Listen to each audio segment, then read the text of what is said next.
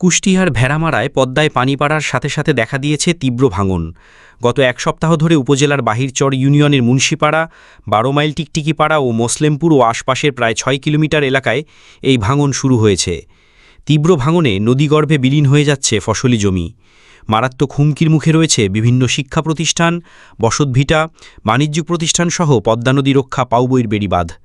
চরম আতঙ্কে রয়েছে অন্তত ১০,০০০ নদী তীরবর্তী মানুষ। ভাঙন থেকে রক্ষা পেতে মানববন্ধনও করেছেন তারা। আর পানি উন্নয়ন বোর্ডের কর্মকর্তারা বলছেন, ভাঙন প্রতিরোধে খুব দ্রুতই ব্যবস্থা নেওয়া হবে। কুষ্টিয়ার পদ্মায় পানি বাড়ার সাথে সাথে দেখা দিয়েছে তীব্র ভাঙন। বিশেষ করে জেলার ভেড়ামারা উপজেলার বাহিরচর ইউনিয়নের মুন্সিপাড়া, ১২ মাইল টিকটিকিপাড়া ও মোসলেমপুর আশপাশের প্রায় ৬ কিলোমিটার এলাকা জুড়ে ভাঙন তীব্র আকার ধারণ করেছে। প্রবল ভাঙনে নদীগর্ভে বিলীন হয়ে যাচ্ছে ফসলি জমি। মারাত্মক হুমকির মুখে পড়েছে শিক্ষা প্রতিষ্ঠান, বসতভিটা, বিভিন্ন বাণিজ্যিক প্রতিষ্ঠানসহ পদ্মা নদী রক্ষা পানি উন্নয়ন বোর্ডের বেড়িবাঁধ। এতে আতঙ্কিত হয়ে পড়েছেন নদী তীরবর্তী এলাকার মানুষ। অবিলম্বে ভাঙন রোধে স্থায়ী ব্যবস্থা নেয়ার দাবিতে নদীর পাড়ে মানববন্ধনও করেছে ভুক্তভোগীরা। ভেড়ামারা থানা, বাইশার ইউনিয়ন, 3টা গ্রাম, একটা হচ্ছে পশ্চিম বাইশার, সাগর মুন্সিপাড়া, ১২ মাইল, মোসলেমপুর।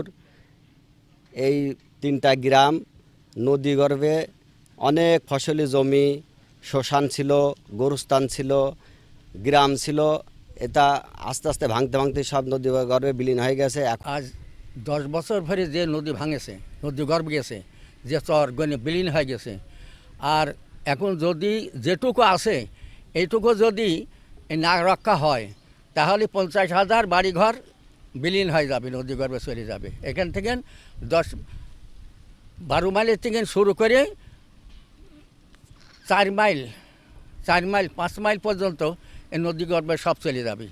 মাঠ যা ছিল সব ভাঙিয়েছে, সব চলে গেছে। এখন অল্প খানিক জায়গা আছে, তাও এখন ভাঙতেছে। মানে ছাগল গরু চড়াইনি জায়গা নাই, খালি বাড়িটুক আছে, তা ভাঙছে। পানি উন্নয়ন বোর্ডের কর্মকর্তারা বলছেন, তালবাড়িয়া থেকে 9 কিলোমিটার ভাঙন স্থায়ীভাবে বন্ধ করতে ১৪৭২ কোটি টাকা ব্যয়ে প্রকল্প চলমান রয়েছে।